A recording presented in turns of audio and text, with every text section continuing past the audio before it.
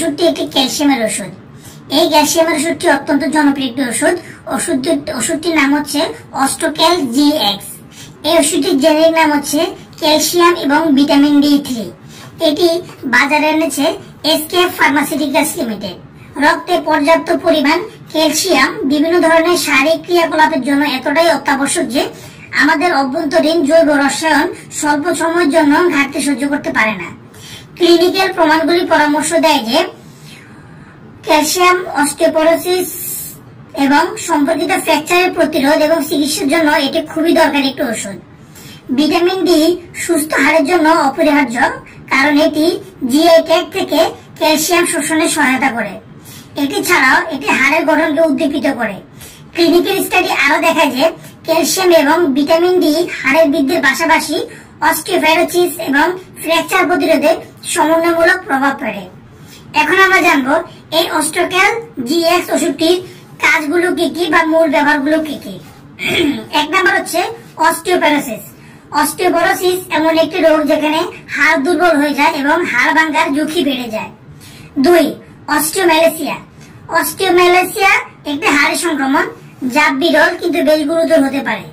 সংক্রমণ কাছাকাছি টিস্যু থেকে ছড়িয়ে বা রক্ত প্রবাহের মাধ্যমে ভ্রমণ করে এটি হাড়ে পৌঁছায়।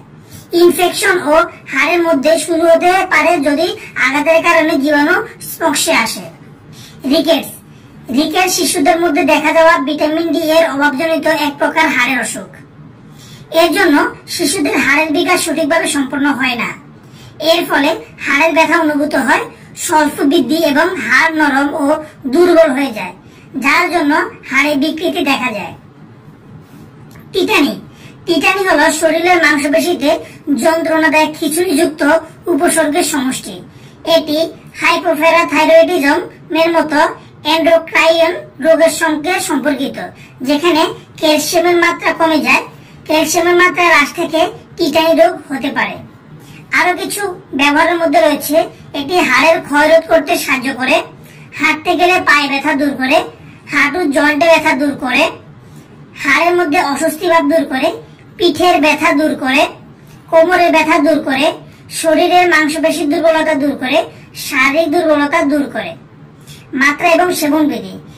একটি ট্যাবলেট প্রতিদিন 1 থেকে 2 বার প্রচুর পরিমাণ পানির সাথে চিকিৎসকের পরামর্শ অনুযায়ী সেবন করবেন। গর্ভাবস্থা এবং স্তন্যদানকারী সতর্কতা। এটি চিকিৎসকের সুপারিশ অনুসারে গর্ভাবস্থা এবং স্তন্যদানকারী মহিলাদের জন্য দেওয়া যেতে পারে। সতর্কতা। কিডনি এবং লিভার রোগীদের ক্ষেত্রে সতর্কতার সাথে ব্যবহার করতে হবে। কোন ওষুধ খাওয়ার পূর্বে অবশ্যই চিকিৎসকের পরামর্শ অনুযায়ী সেবন করবেন। চিকিৎসকের পরামর্শ ছাড়া এই ভিডিও দেখে কোন ওষুধ সেবন করবেন না, কারণ ভিডিওটি শুধুমাত্র তথ্য প্রদানের উদ্দেশ্যে তৈরি করা হয়েছে। ধন্যবাদ বন্ধুরা। যদি ভিডিওটি ভালো লাগে অবশ্যই ভিডিওটি শেয়ার করতে ভুলবেন। ধন্যবাদ। ভালো থাকবেন, সুস্থ থাকবেন। আসসালামু আলাইকুম।